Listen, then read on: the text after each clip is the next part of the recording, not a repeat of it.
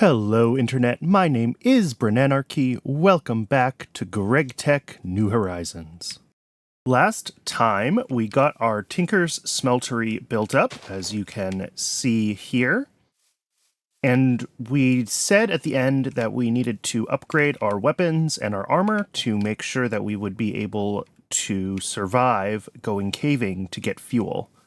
I had a realization since recording that episode, and that is that I do know where there are two, but only two, blocks of lava on the surface. And of course, that is over at the blacksmith here. So we will be able to go grab those lava blocks, and I think get the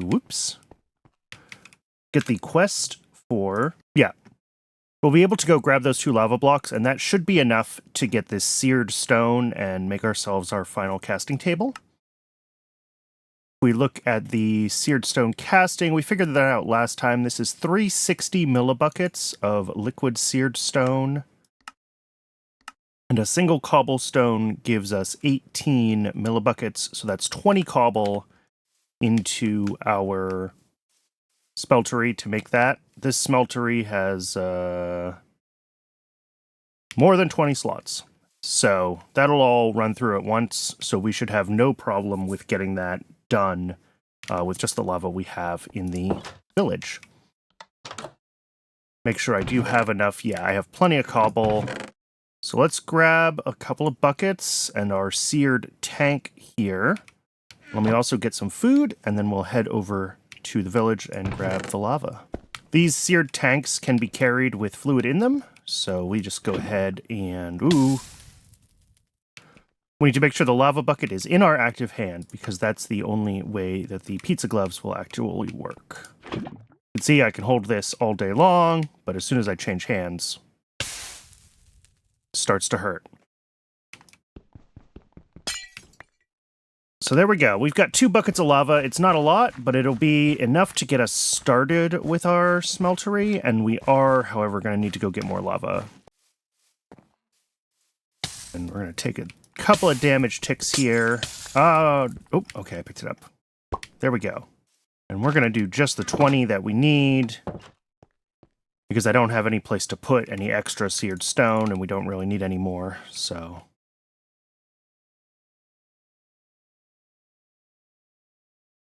There we go. Between episodes, I did take the time to make the rest of the drains and faucets that we were going to need and get this set up to kind of its full power that's going to be available for us. With 3 of these casting tables, when we need to make tools, we'll be able to do it pretty quickly. So that ended up using 465 fuel. All right. And I believe for the seared stone, we just cast it right into the basin. It doesn't need to be cast over anything. Yes.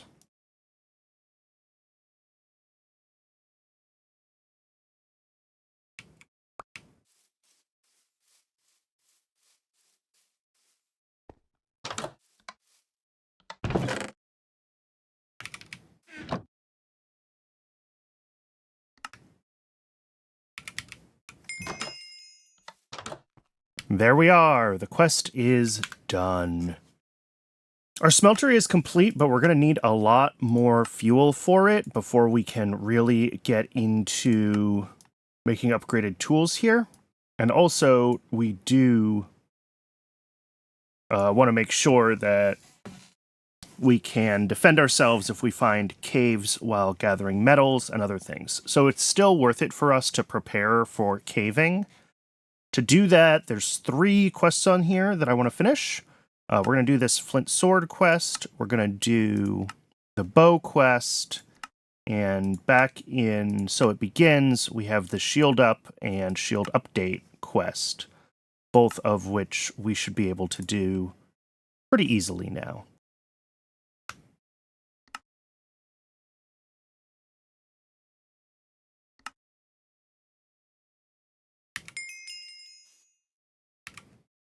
Shields are done. Now for our sword and bow.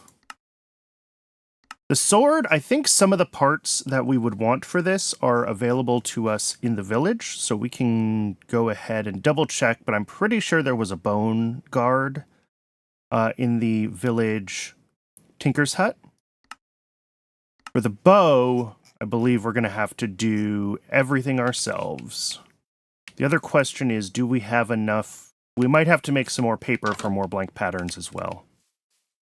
We do. We have a bone crossbar and a bone wide guard. Some cactus knife blades, which may or may not be useful. A bronze wide guard, which has reinforced on it. Let's just grab everything from this and this chest. We'll sort through it at home. I think we need to make our hole in the ground just a little bit bigger so we can fit a little bit more stuff around ourselves. There we go. Our hole in the ground is now quite a bit bigger. We have a little more room to work with down here for the things we decide to make indoors. I do obviously need to, at some point, make some decisions about my block palette and actually build proper walls and a floor, and I will do that. I'm kind of just stalling until I have better tools that are going to make that process a little slightly less terrible. But what we can do, which was the whole reason that I was reorganizing here, was that I wanted to get the... Here, let's switch this back to simple mode.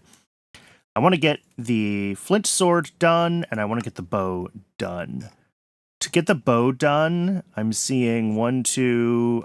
There's a bunch of patterns that we don't have yet, unfortunately, and we only have a couple of blank patterns available. So I do think that I might have to make some... Okay, this will give me 2 blank patterns, and I can make this one first. And then we'll see... Ooh, knife blade is another 2 blank patterns, and I only have to make 1 pattern for that one. You can see what I'm doing here. I'm going through in my head, like, how many patterns can I get from quests so that I can craft less paper? Because crafting paper is still going to be tedious. So let's get, I believe we can get the... What do we want? The sword blade pattern and the knife blade pattern. And the part builder, we can go ahead and make our flint sword blade and a flint knife blade, a flint shard that I'll have to do something with. We will need a couple of sticks, which, do we have any sticks? We have a stick, but I have a couple of logs.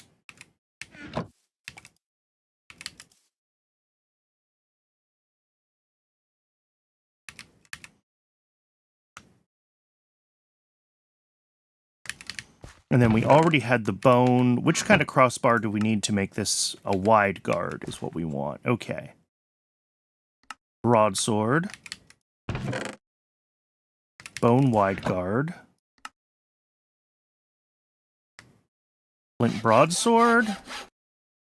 And throwing knives.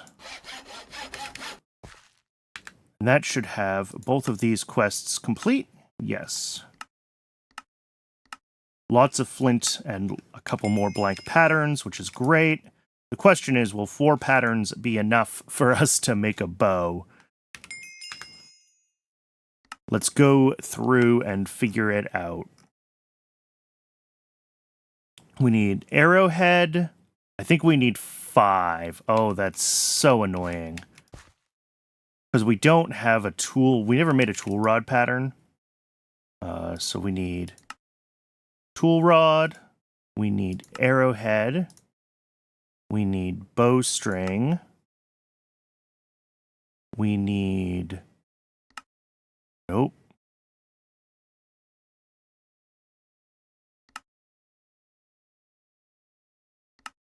Bow limb, there we go.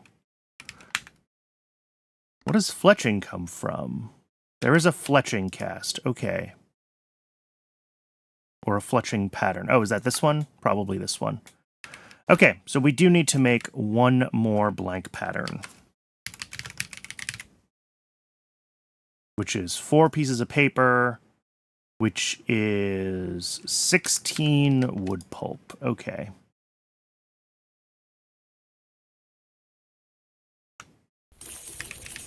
Wood pulp, grab a couple of buckets and a crafting table.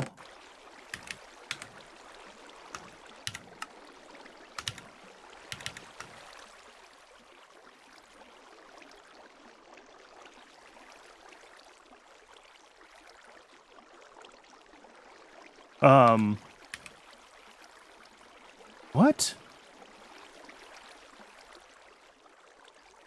Did I mess up how much stuff I brought out?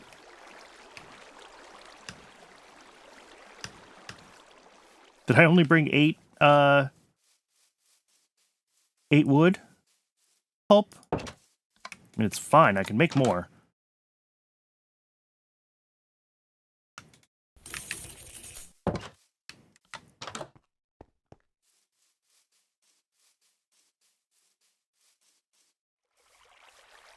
Trying to get this done before.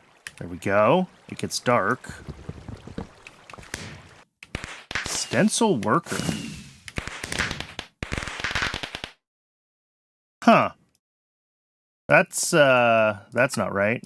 So what do we need? We need flint arrowhead, bone tool rod, feather fletching. We're gonna need a bunch of random stuff here. We have some bones. We'll get some wood. We'll get some feathers.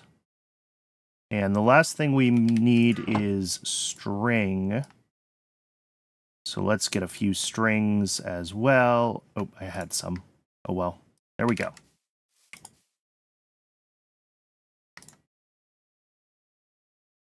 Bowstring. Fletching.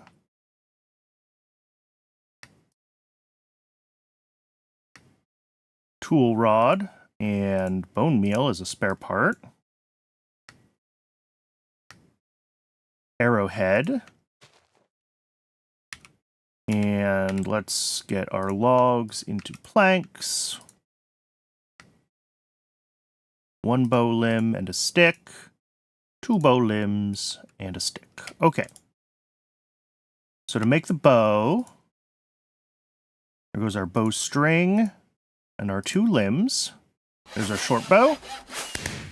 And then our arrows.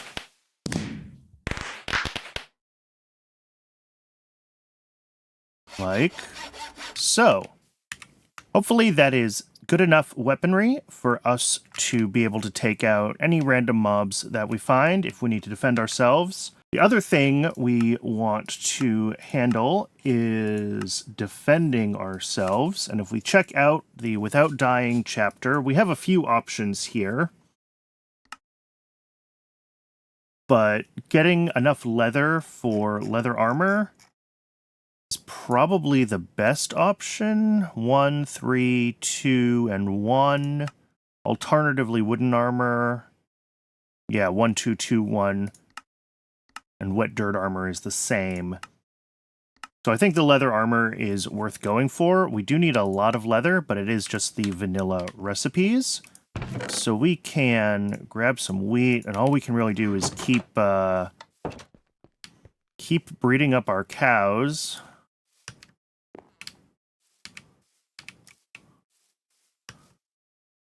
Until we have enough leather. While we're waiting for cows to grow up, I think it's worth trying to get some better food. We go to, let's check the fishing, farming, and cooking quests. Yeah, we do have some things we could go for here. We should gather some sugarcane. There's some in the village. But what we want to do first is get flour and turn that into dough. Flour is easy. Flour is just wheat in a mortar.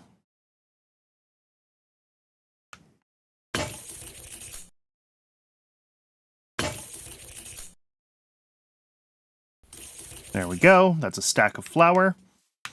And we can claim that.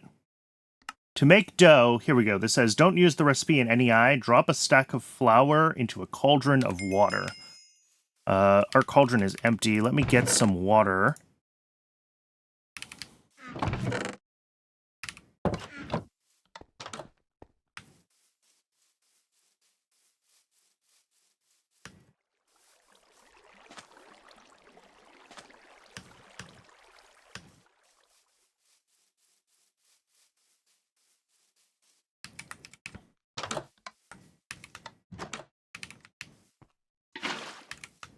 Water, and then we just drop the stack.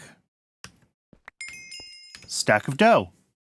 With the dough, we have several recipes we can make. If we check the baguette, you can see that combining dough in different ways creates different kind of shaped breads. So we need to make some base bread, which is just 2 dough. We also need to make, for this quest, some baguettes. And also make sure we have enough steak and pork chops that we can cook up. I believe we at least have enough, beef and pork chop.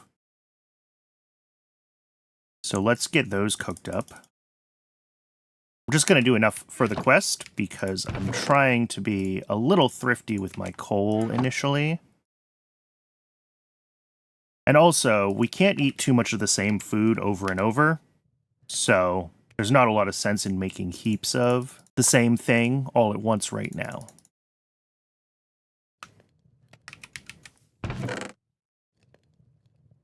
So we can go ahead and get our baguette dough and regular bread dough going. Quest book is also telling us, toast. Smelt your bread again to get toast.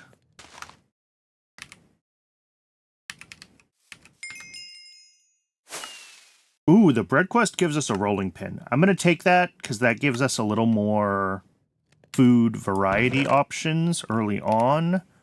You can see we can use it to make some various pies and cakes, and there's lots of things that having cooking tools unlocks for us that we can't necessarily do without them.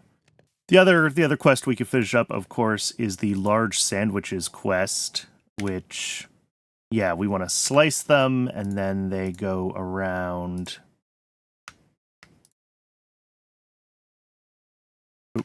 Shaped recipe, of course.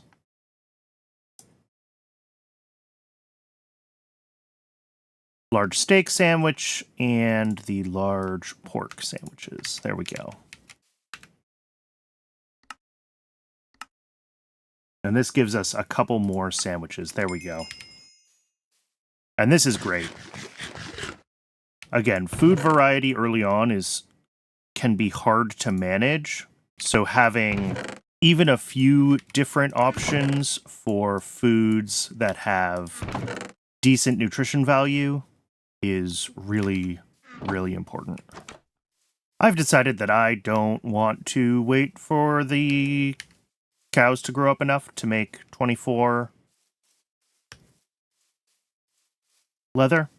So we're just going to go ahead and tear down this oak tree and make wooden armor. I made the whole suit for the quest. Obviously, we don't need to wear the whole suit. We do have a decent chest plate and helmet, so we really just need the boots and the pants. Throw these in here as spares. This chapter of the quest book explains the GTNH ore generation. I do recommend reading it if you haven't played Gregtech before. But the general idea for mining in GTNH is to dig straight down, which is always a terrible idea. I'm actually going to dig a 2x1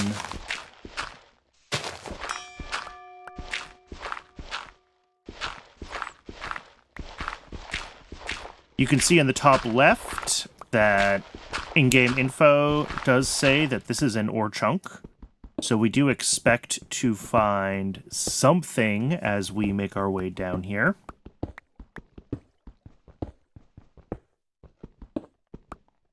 Small brown limonite. All right. Small ores don't always indicate what the main ore patch is, but they're usually a good hint. And that is delightful that I'm seeing limonite. because that would mean that this is, yeah, small banded iron and small malachite. This is an iron vein, and it's right next to our base. So I'm very, very happy about that. Oh, there we go, and there's the vein. Brown limonite, which is actually harvestable with our current pickaxe. That's excellent. At the copper tier, I mean. Whatever, as much iron as we can grab with our current pickaxe without having to switch over to the iron pickaxe head is going to be great. But you can see the banded iron, this other ore that's in this vein, we can't actually pick up with this pickaxe. One thing to note with this older version of Tinkers is that your tools do have to be fully repaired in order to change parts on them. Why can't I do that? Oh, they're in the wrong order. There we go. For the Iron Quest, we need 72, which is a stack plus 8. But as I was saying before, we really want to push on bronze first. Let's head up to here and check what we have in these ore chunks. Oh, salt vein. All right. And we've got a little bit of a water cave here. All right. Let's try to get this.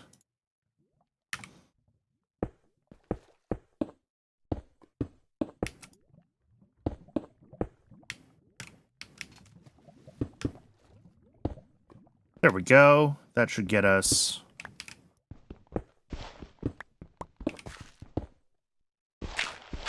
Continuing downward. And I do hear lava. I'm trying to figure out what, if this lava is slightly above me or slightly below me. There we go, just below me. Perfect. So this is great. This is easy to access for us as far as refilling our Tinker Smeltery goes. So let me see if I can cheat a little bit with Journey Map here. Yeah, just so we can get... I'm just going to mine a little bit of redstone ore while we're here, because redstone is always useful anyway.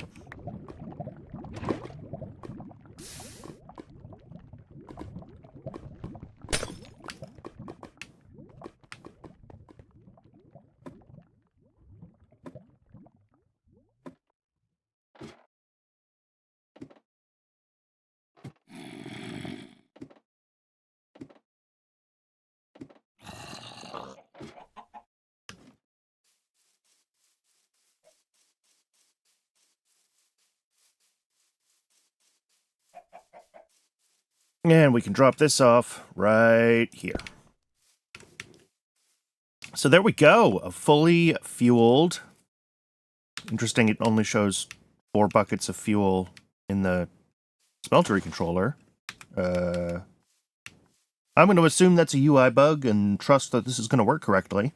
I still need to find copper and tin so that we can get the bronze we need for our tool upgrades.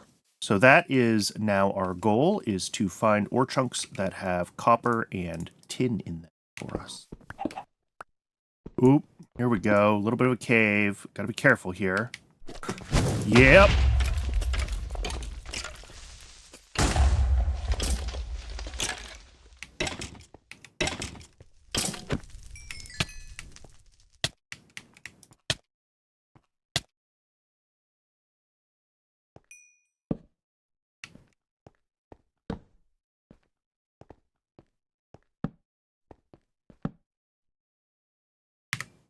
Make sure that we light this cave up enough. There we go.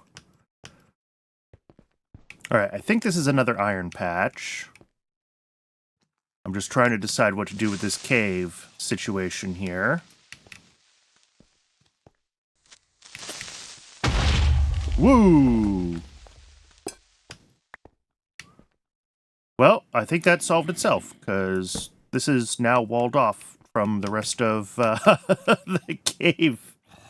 area here. Let's just grab a little cobblestone and finish the job. Thanks, creeper.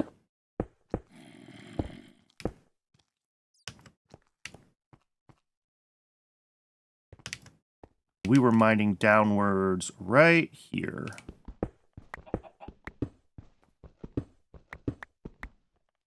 Ooh, diamond vein is a good find. Jesus Christ!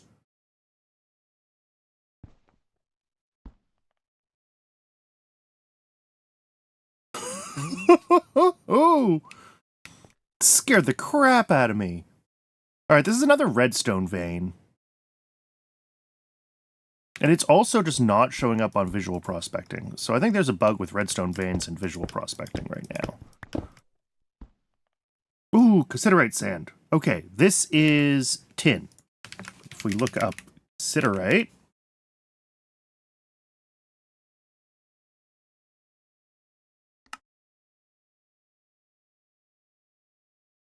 that's cassiterite ore. There's cassiterite sand.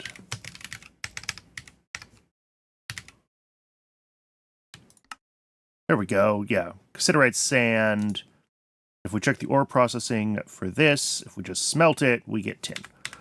So this is one of the two things we have been looking for. The other one is copper, and I still have not found a copper vein. Let's just grab, like,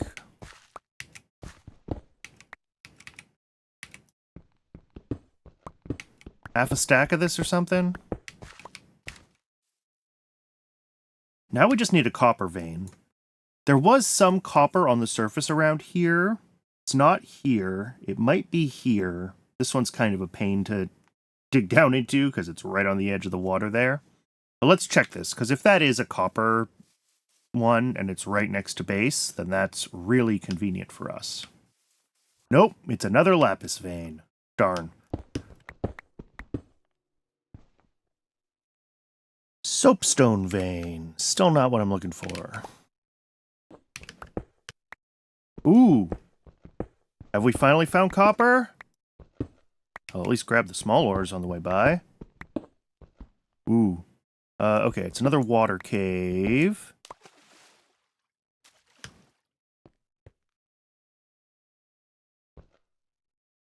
Yeah, I think we're in a copper vein. So let's get the sort of edges of this cave lit up, just so that we don't have mobs spawning in here.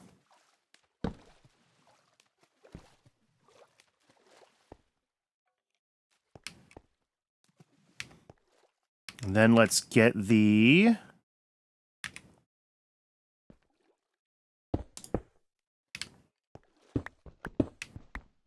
another water cave. But there's our vein. All right. Again, let's just light up the edges of the cave so any platforms don't turn into spawning platforms. This is going to be less fun than I would like, since we're in water here, but I think we'll do okay.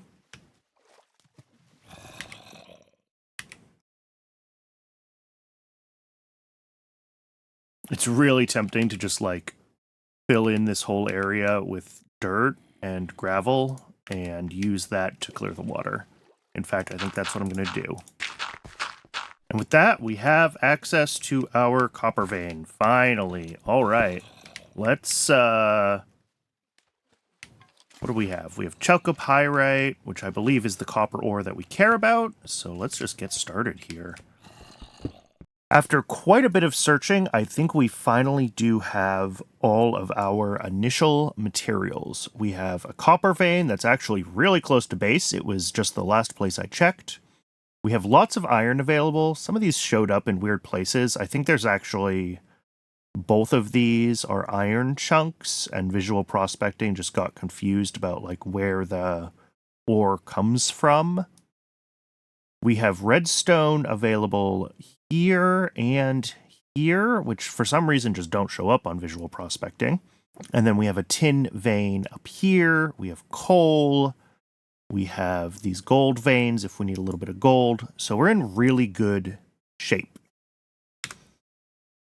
I've gathered sort of small quantities of most of the things we're going to need. We have some cassiterite sand here for tin. We have some chalcopyrite here for copper, a little bit of pyrite for iron. That means that we are all set for next time, where we are going to make some tin and some copper and get ourselves into bronze and bronze tools. And we can also do our iron into the Gregtech hand tools. So those are our two major upgrades. And as you can see by the quest screen here, the iron hand tools unlocks lots of stuff for us.